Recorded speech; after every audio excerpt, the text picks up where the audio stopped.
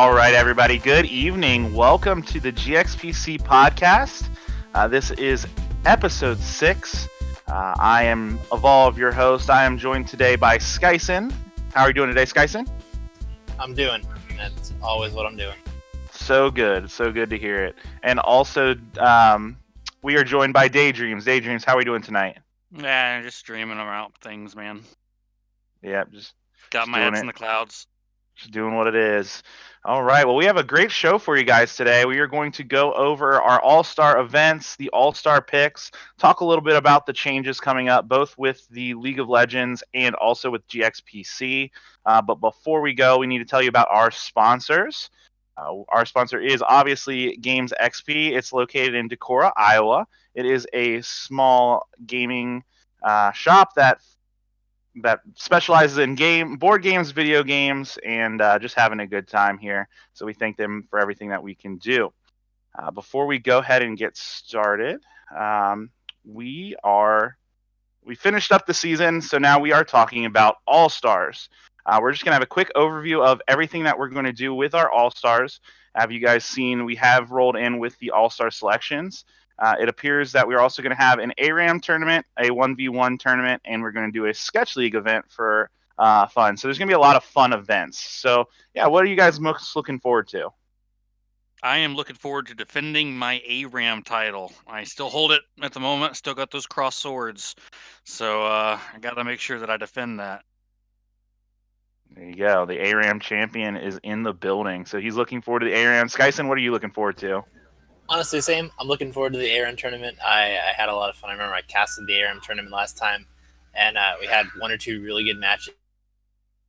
I want to see if we can get some more really funny back and forth ARAM matches, because those are pretty exciting. 1v1s are kind of interesting, too. I think 1v1s spent a very small amount of time developing a really quick meta against each other. They were very interesting. So I think that'll be something to look forward to as well, the 1v1s. But, if I had to pick, I'd probably say the 1v1s a little more than the ARAMs. I'm looking forward to that, to see what people are going to pull out this time around. So no one is excited for the main event? Just the fun stuff? I mean, I'm ready to play in the All-Stars as well, but, I got to defend the title. Like, I have the title. You got to defend it. That takes priority for me anyway. I got you.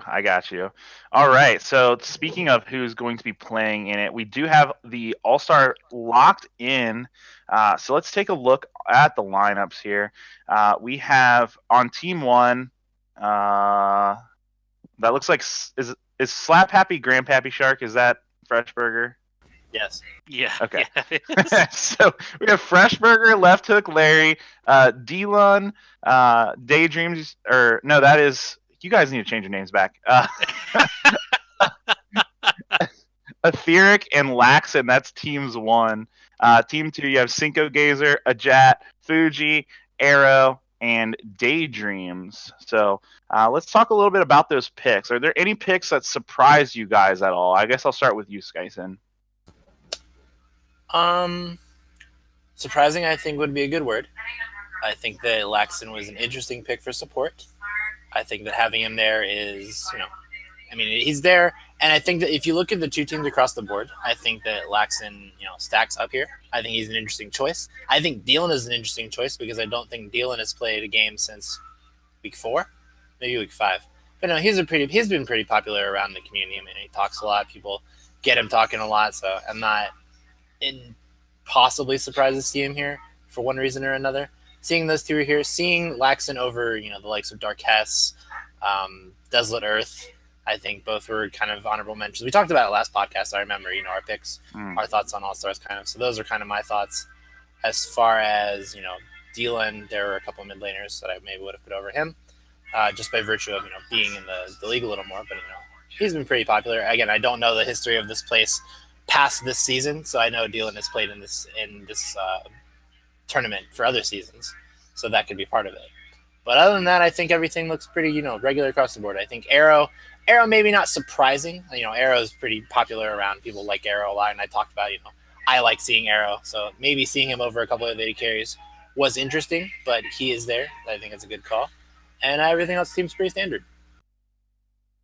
All right. Yeah, I think I would agree 100%, by the way. Sorry to jump right in there, but I would just echo the exact same sentiments. Like, I was surprised when I saw Laxon and Gielan as getting in, just because I was like, wait, what? And subs got in on a roster when I think that other players had been playing longer, and I think that they did more overall. But at the end of the day, like, All Stars doesn't come down to straight game time and what you did in games. It's really just about who has a prettier smile, so to speak. Yeah, it's definitely a popularity contest. So, I mean, I kind of agree. I think those two picks, Laxon and Dylan, are kind of. I don't want to say they are kind of a meme picks. Not to say that neither of them are good players. I think Dylan is one of the best mid laners in the league, if not the best. And I think Laxon's a pretty good player, but as you said, I think Laxon maybe played twice, 3 times all season, and then Dylan, he stopped playing after like week 4 or 5, and then he rank capped out, so he's not really part of this league. So I guess that moves me to a point. So the current way that these all stars were selected. Basically, what happened, to my understanding, is best of the weeks all went on a ballot, and then everybody got to vote. Do we think that is an effective way to get a true like all star lineup? I'll start with you, Daydreams. What are your thoughts? I think that we can always take a chance to improve a system. I think that everybody on the management team and staff overall looked at what happened last season, tried to improve on it, and I think there were improvements made. And I think that every year is just a way to continue those improvements. So I think that ever saying that, yes, this is exactly the way we should do it from now on is a little arrogant speaking. So I'm glad to see that that's not the case. And then what are your thoughts, Skyson? Fully disagree. I think that the only way to do an all-star vote is an open ballot. I think that it should be restricted to personally, I think it should be restricted to starting members of any roster that end of the GXPC season, which includes some players maybe not as fairly. But I think that restricting a community vote in any way is not good. I will say. I think the only restrictions should be players that are no longer on a team by the end of it, and players that are, but any player that is on a roster at the end of the regular season, I think should be available for a vote. And that's pretty much how far, because I think that I can think of a handful of players that maybe didn't make the best of the week. And thoughts on best of the week are a little bit different as well. I think best of the week sort of was its own variant of popularity contest, if you will. But the way that goes, I don't know. I don't agree with it fully. I think it should just be an open ballot. You should be able to vote for any player that's on a roster at the end of the season, and it would, prevent a lot more happening. I mean, I can see why at the same time you want to give options on a ballot, so people aren't just saying, well, I have a choice of like 15 supports, 1680 carries, and I kind of got to pick one out of thin air, and preventing people from just free writing a billion people on one ballot. But I don't know. I think it's maybe having like a write-in for each position. Yeah, having options and a write-in would be a good idea, I believe, because I think there were definitely some picks, people that we didn't get to see shine. I mean, and I see it a lot. And if I'm thinking off the top of my head, I'm thinking of just players that maybe didn't shine to that best of the week potential, but you could see their potential coming back game after game. And so many best of the weeks, you'd see people just consistently get the same vote because it's a community vote. So I think if you're going to go the best of the week route, it should have been any player that landed on the best of the week ballot. That's what I think. I think that if you wanted to put it on a broad spectrum like that, any player that made it on the best of the week ballot should have been gone to the All-Star ballot, if you want to put it that way. I think it could have been done better that way. Yeah, my other thought, I think that makes sense too, is just, putting everybody over. But I think the other thought I have in place is, like, why not you have your teams select 2 members and put them up for, each team. So it's like, all right, Schism chooses 2 people, White Lotus chooses 2 people, and then so there's like, 10 total, or, well, every team, and there's 10 selections, top 2 kind of go there. I think that would make it a little bit more or less than, like, you got a lot of players that, like you said, aren't even in the league anymore. I mean, Dylan isn't in the league. Laxon was in the league, but he was kind of a sub. Yeah, so I think there's definitely room for improvement there. But regardless, I'm kind of excited to go in there. So, kind of moving on to that about the system, who do you guys think really got snubbed from this All Star? Who should be in here that isn't? I'll start with you, Daydream. Darkest. Yeah, I'm sorry. Yeah, so Darkest, 129,000%. Like, I can't even get higher percent of that. I think she got pretty robbed. And then the other one, I would say, I can say that he got robbed, but I know that we had a pretty big argument, but we're not really an argument, but a split decision last week on our All-Star voting with Nutrinks. I think that it could have gone either way. I wouldn't say he got robbed, but I think that he could have easily gotten the spot too. So I think the only one I think that fully got robbed would be Darkest, and then obviously Dylan, whoever he would replace. I don't think that he should have been on that ballot. However, I can see why if they're following the rules, putting everybody that was got best of the week on there. Yeah, definitely. What about you, Skyson? Who do you think? Are you gonna replay the sentiment, Darkest? Yeah, Darkest, 100%. And I mean, even if I want to take a step further, Darkest, I think that even if you weren't going to give it to Darkest, I think that the coin flip there for second spot under obviously Daydreams was between Darkest and Desolate Earth. Seeing neither of them there is absolutely mind blowing to me because I think it should have been one of them. So I think both of them got robbed. And I think if I want to take it a step further, I won't take it a step further. Actually, I'm just going to say Desolate Earth and Darkest are my two that I think got robbed. I think out of the mid lane, I think Frisian got robbed. I think that would have been the pretty simple second place choice for mid that Dylan got. That's about it. I don't think. Jungle's interesting. I think that people may make a case for Kairos getting robbed from the jungle spot, but I think that Ajat and Left Hook Larry just were very, standout, super early aggression players, and people really like those kind of junglers. So I think that they won the popularity vote because they were popular. So I think that while you can say that some or other would think Kairos got robbed, I think that it was just other people ended up being more popular there, which I don't think is a slight to him at all. I think Kairos is a better jungler than both of those two, but they went for the flash. They went for the Arrow style play. That shows me Arrow getting over Nutrinks shows me why Ajad and Left Hook Larry got over Kairos. They took the flashy, the aggro players over the consistent ones, and that is it is. So I think those ones make sense. But I think that Darkest, Desolate Earth, and Frisian got robbed. Those three.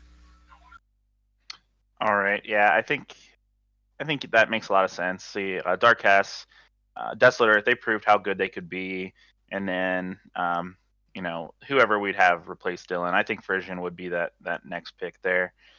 So yeah, that's kind of what we have going on. Or Stevenator. Yeah, or Stevenator. Stevenator too. Did Stevenator, was he on the ballot? I think he was. No, he was not. I don't think he was. No. Wait, which is actually surprising. I think he did. He was. I think he got best of the week in week 9. Or not week 9. I want to say he did. All right. Because he had a pop-off performance, and I think that he did get on the ballot. All right. Well, those are our snubs, if you will, that kind of got robbed from the All-Star event. We're going to kind of change things up a bit, and we're going to move on into changes. That's kind of one of the titles of this podcast and the theme here. So let's start with the 2019, which would be season 9 changes for League of Legends. So there's a lot going on here. Rank changes. You're going to be ranked based on your position. It's going to be interesting to see how that kind of affects things. So I guess we'll kind of start out there. So what are your guys' thoughts about getting specific ranks based on the position that you play? I think it's interesting. I think that it has a lot of, I wouldn't say more vetting. I think it's more of like, you have to actually actively manage a player that's coming in. Like, I think that it's gonna make it a little bit more organized, which is always good. I think more organization is always a good thing to bring to a league. So I think that it has the potential to be a really good idea. Yeah. What about you, Skyson? What are your thoughts? I love it. I love the idea because I'm really good at 2 roles and really bad at other roles. So I think that being appropriately ranked on those roles will look good to me. So it, as a personal mark of improvement, from an individual standpoint, I think it sounds like a good idea. I think that the system itself will, definitely require a couple overhauls, and I think looking at how it does it will be very difficult at first. But in a general sense, I want to trust what Riot does, and that they have good intentions going forward. So I'm looking forward to it. I'm looking forward to seeing my progress in each individual role, one being stronger than the other. But other than that, I think it's a good idea overall. I think visual things always work. Oops, sorry. No worries. What were you saying? I was gonna just piggyback off of what Skyson said. I think visual things to see your progress going forward is always cool to see. So I think that's always something that a game developer can put into their games to say, "Hey, look at me! I'm doing this so well. Let me share it with all my friends." Yeah. Yeah, I definitely think it's gonna be cool, and I think that kind of plays into like the border as you go too. I think that's kind of pretty good change. If you guys haven't heard, your border is gonna stay with you as you rank. Isn't that? I think that's what it is. Like if you're gold, it's gonna be gold. If you move to plat, it's gonna change to plat for you. So it's not like, okay, well, you finished gold this season, but you're diamond. Now you have a gold border all season. So I think that's kind of rewarding for the players too. Something to look forward to. Something to actively go forward. Yeah. Now the next thing that's kind of cool too is they're actually breaking the season up into 3 splits instead of just like end of the season, huge change. I mean, they basically do 2 splits at this point, where it's like the mid-season changes are basically change the game completely, but they decided to break it down into 3 separate splits in which you get rewarded for each split. So I like that change as well. What do you guys think about that?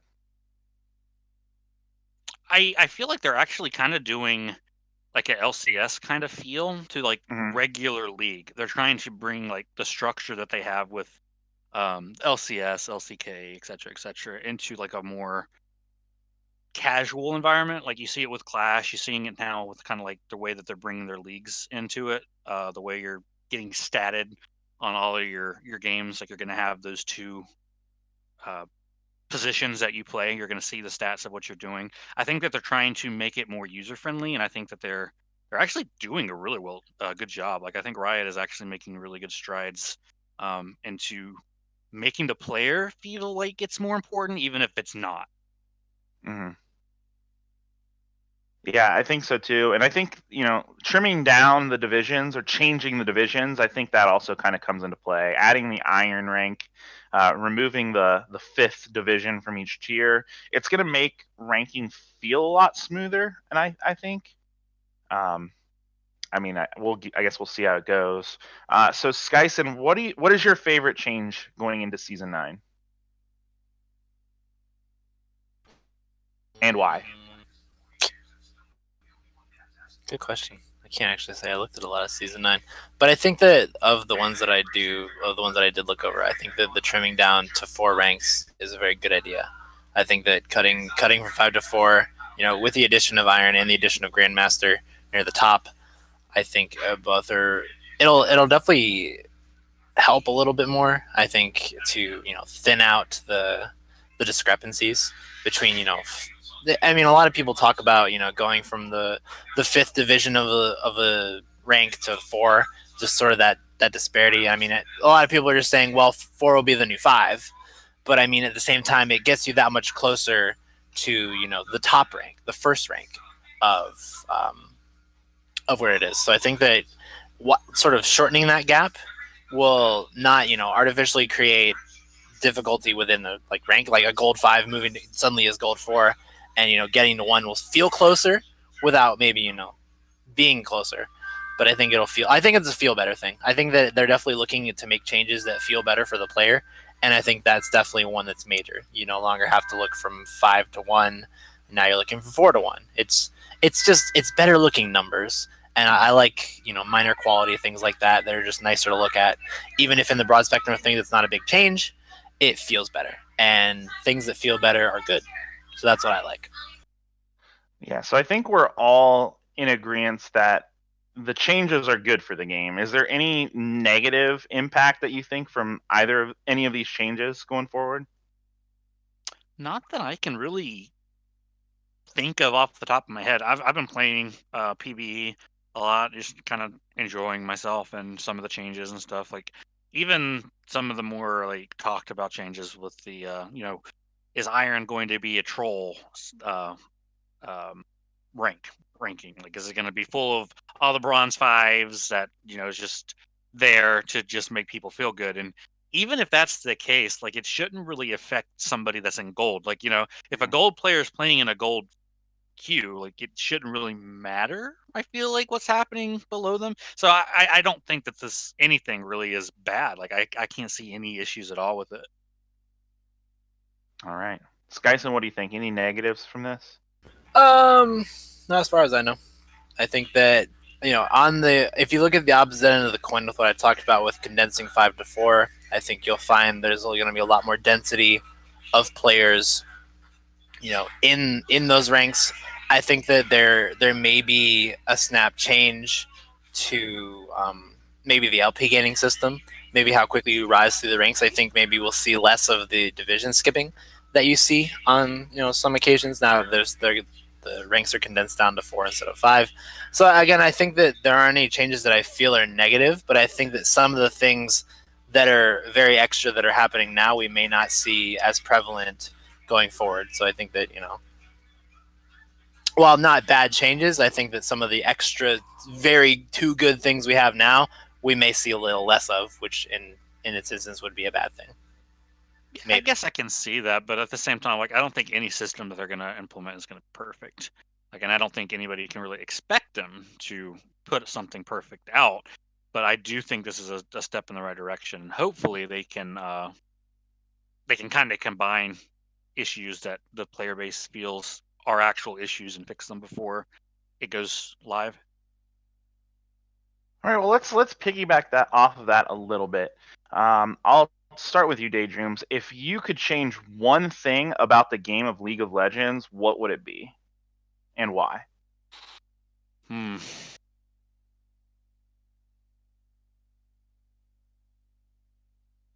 That's a hard one because like there's so many controversial topics that could just start a firestorm that I don't really like want to pick one. Like obviously there's the whole issue of a lot of people feel like Riot is playing to the pro scene more than they are to like the casual player.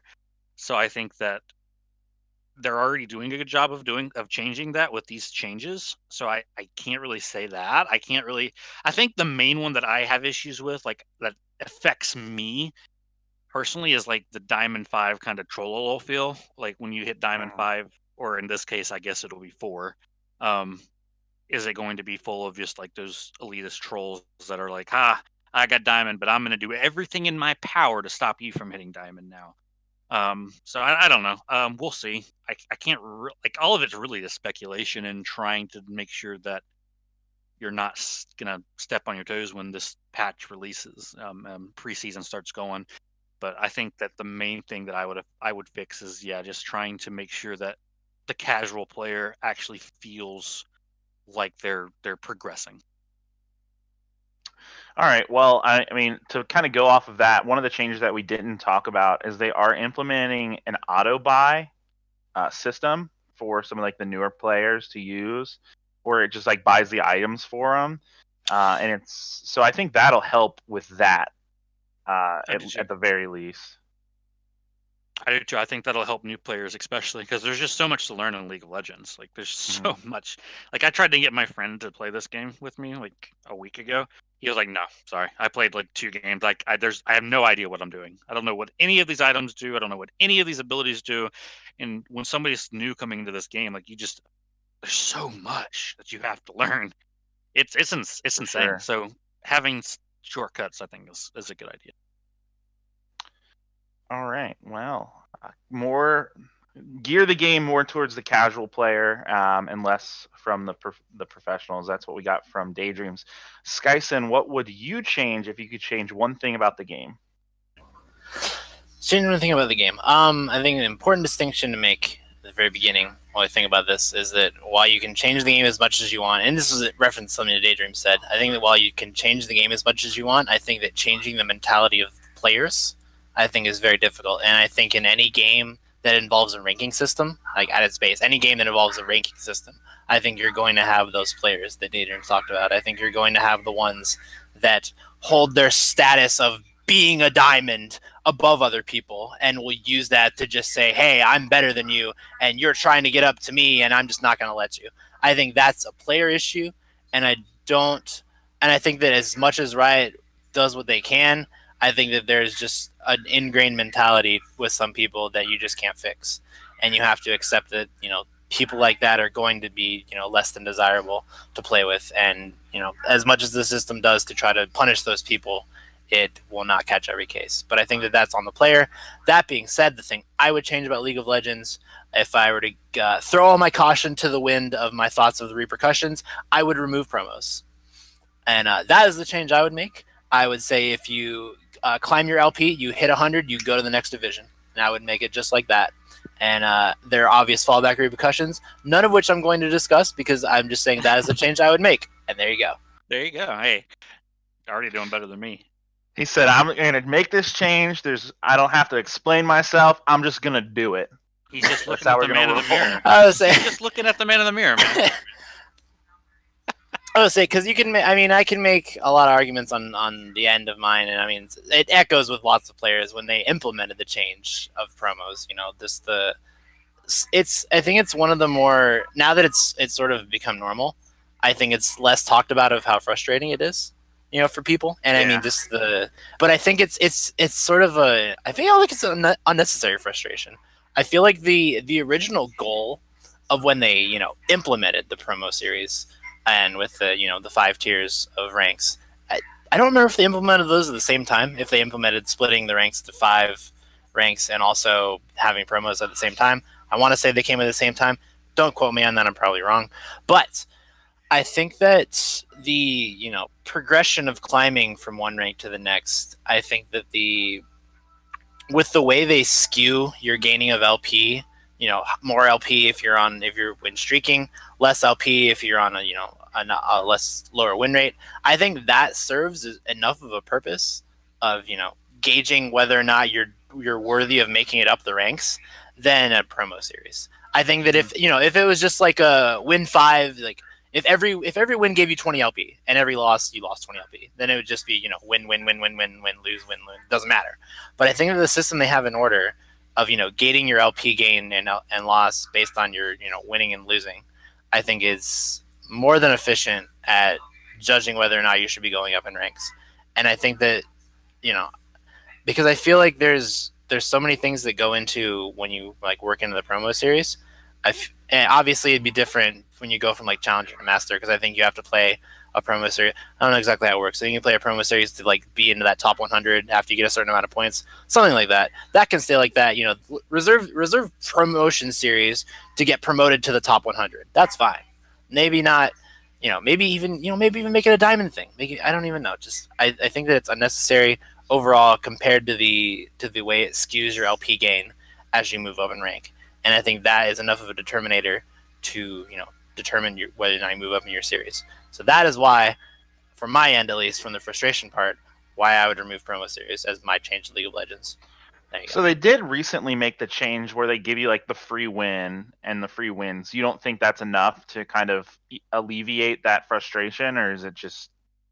I think that's a good start. I think that adding the free games is a good start. I think that at the same time, adding the free win each time you failed it, I think that sort of adds on to trivialize how much of. I think it adds on of a trivial feeling it is. It's like, oh well, you didn't win this one, so try again, and we're gonna hand you some free wins for this. It's like they're trying to push you closer to do the same thing you just failed to do, which I don't know. It feels like a lot of.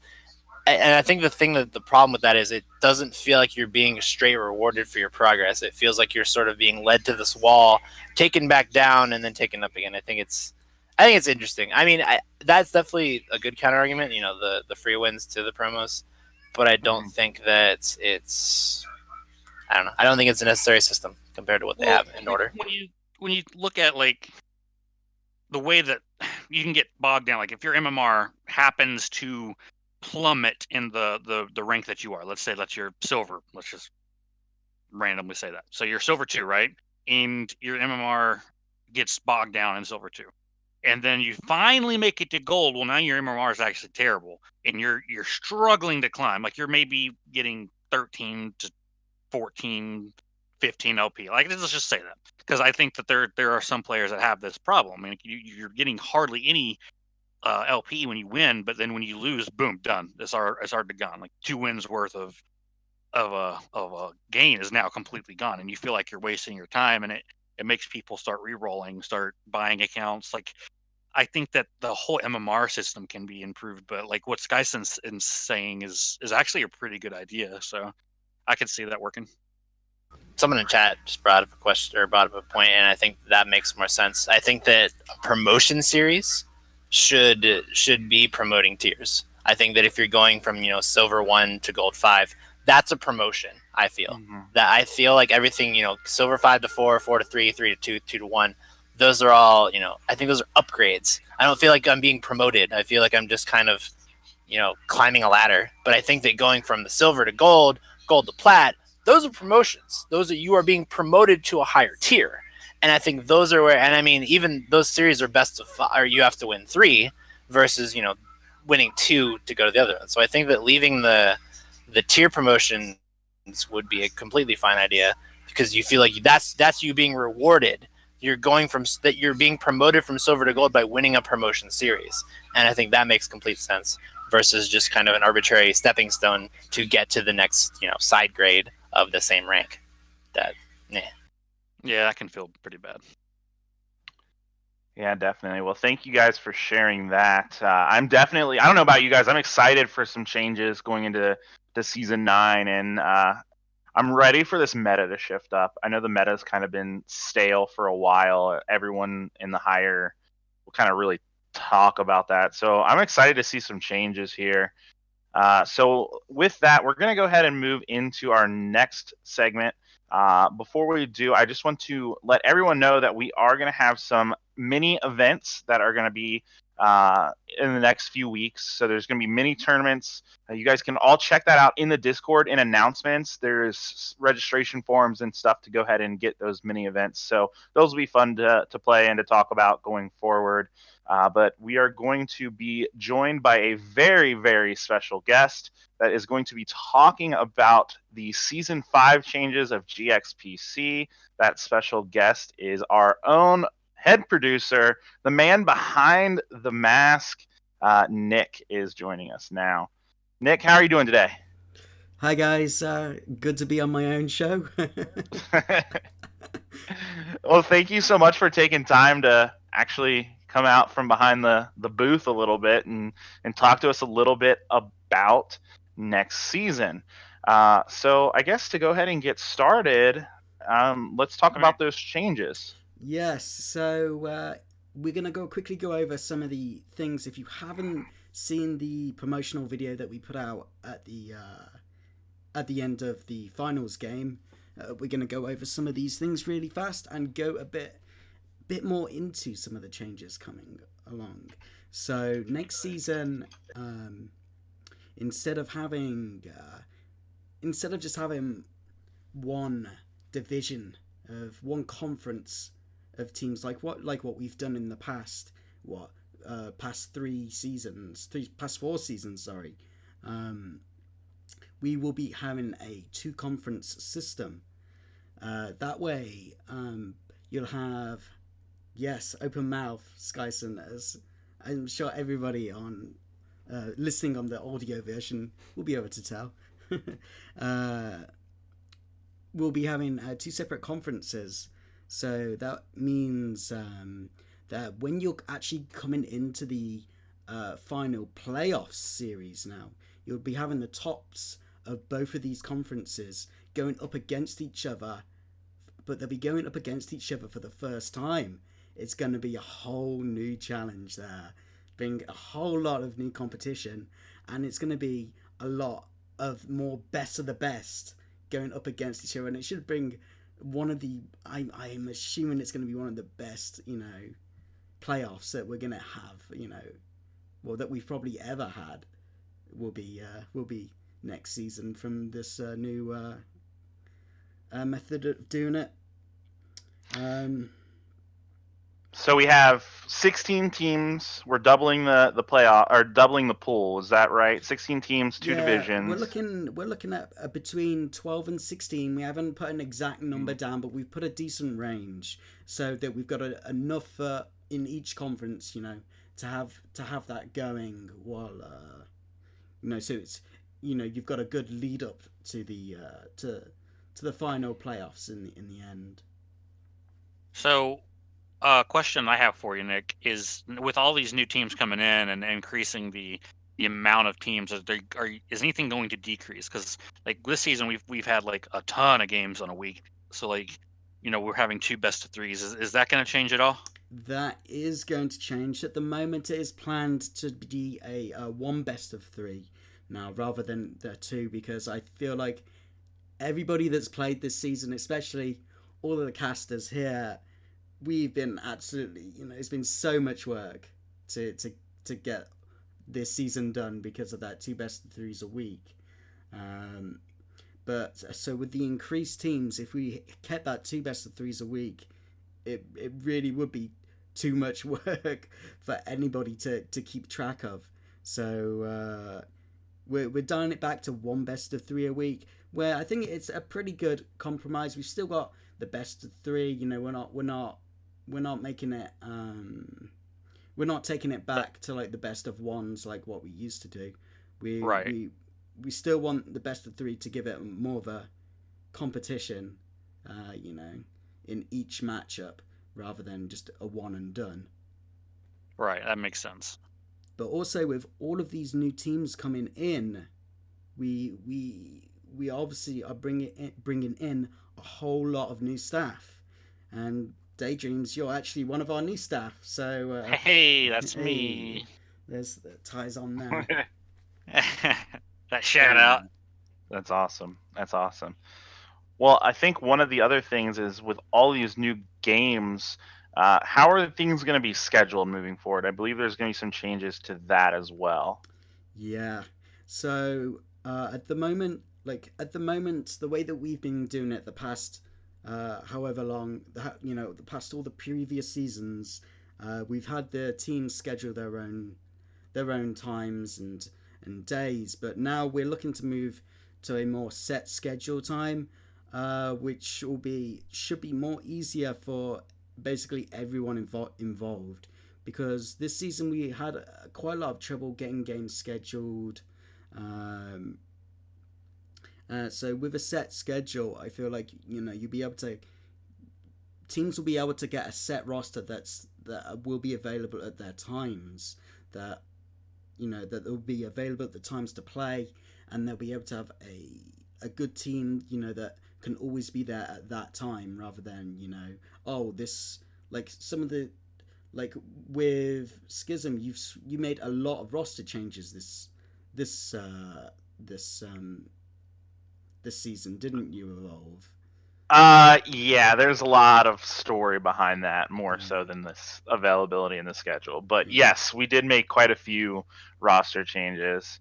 Is there going to be anything besides like the scheduling that's going to kind of prevent that much roster shifting, or is that something that's just being like talked about now? That's still being talked about right now, so I don't really want to confirm anything, but that is being talked about. And if anybody has any ideas, we are all ears. Go into that submissions channel on the Discord, throw in your ideas. We read them all, and we'll be able to find out.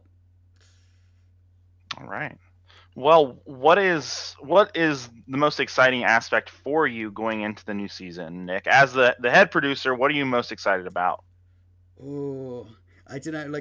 I've already mentioned those. I'm really, really excited for the playoffs next season. I think it's going to be really good, with having the tops of each of the conferences going up against each other for basically the first time, and it's going to bring a whole new lot of new line of competition to GXPC that we haven't had yet. And like another one of these things is that's going to bring more competitiveness to next season is, well, there's a higher pay-in, but there's a higher payout now. There's going to be a much bigger prize with more teams paying in. Well, now the pay-in is now $50,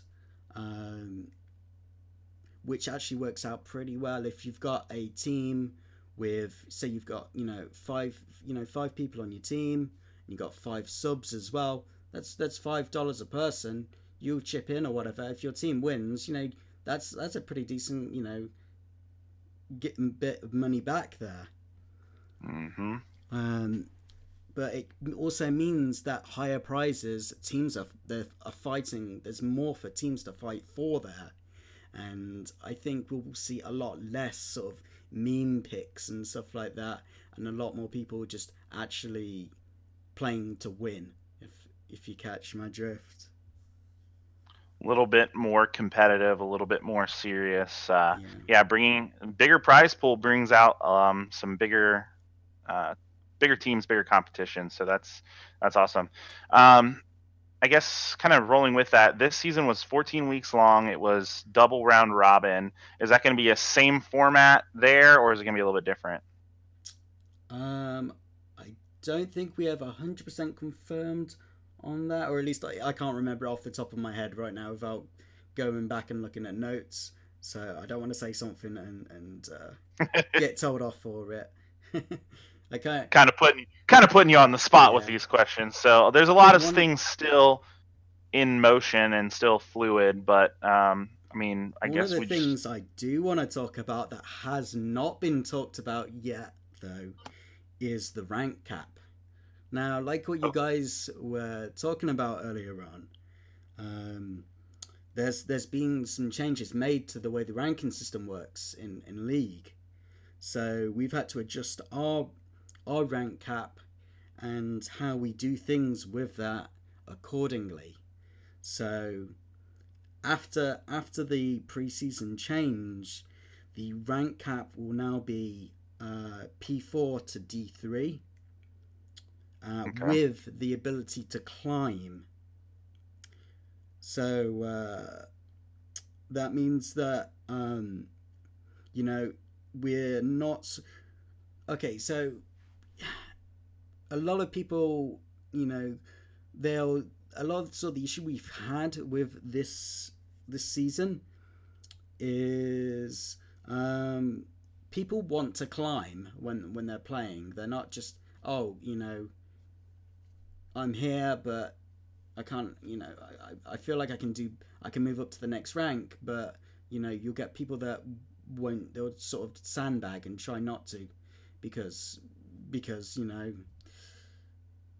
they want to still play in a league, and, that's not something that we want, really. We want people to have at least a small ability to climb, so, they will be able to climb to D2 as a soft cap, but once you surpass D2, that is where the new sort of hard cap will be. So it gives a little bit of a leeway on improving players that are improving throughout the season.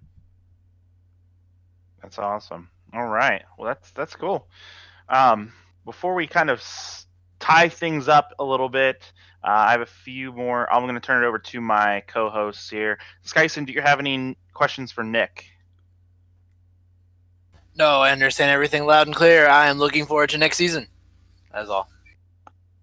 All right, Daydreams, is there any final questions you have for Nick?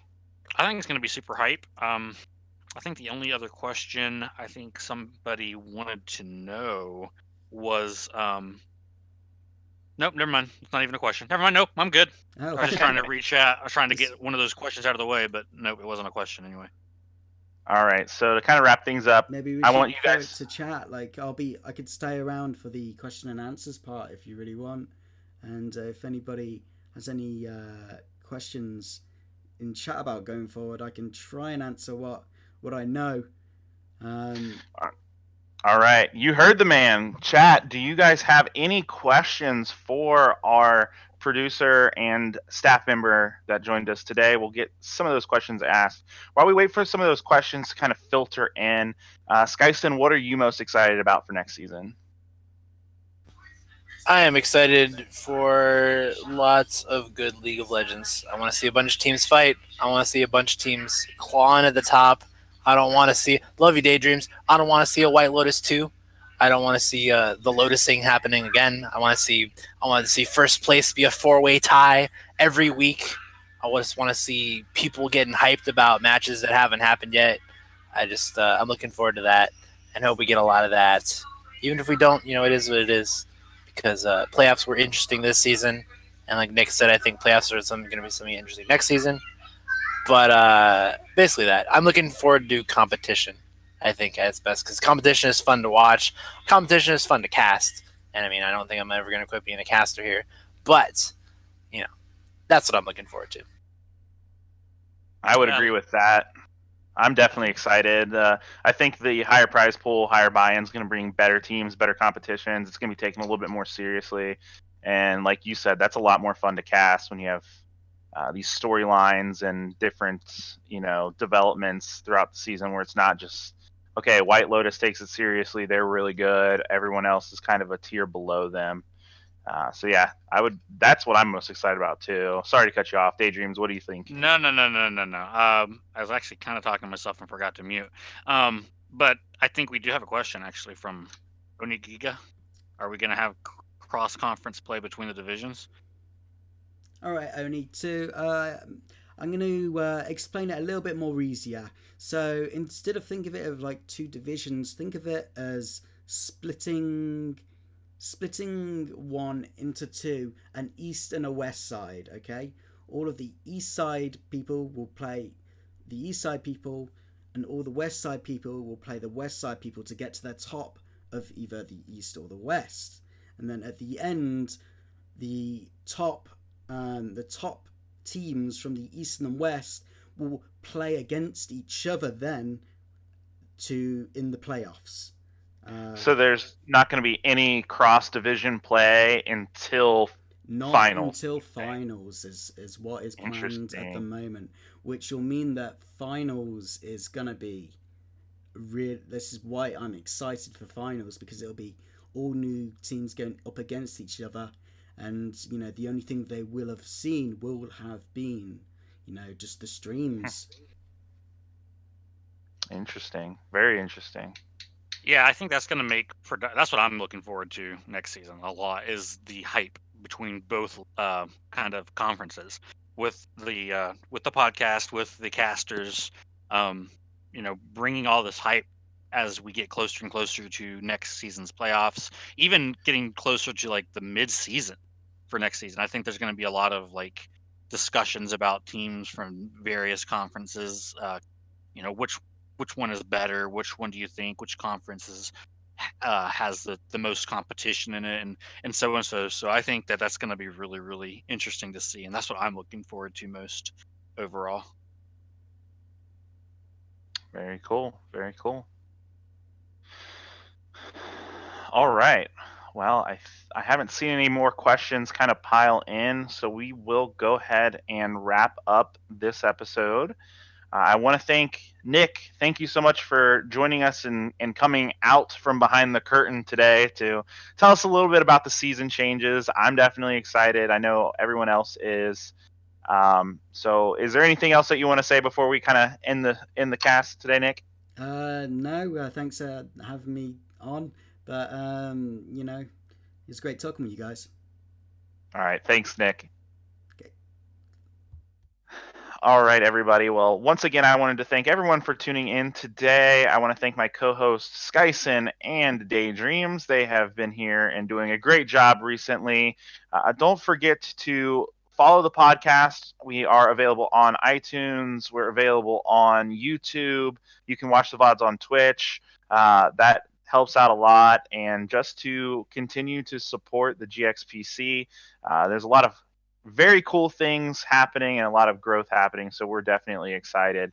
But that's it from me, Evolve. I am signing out for the night. We will see you guys next week. Don't forget the Sharks, guys.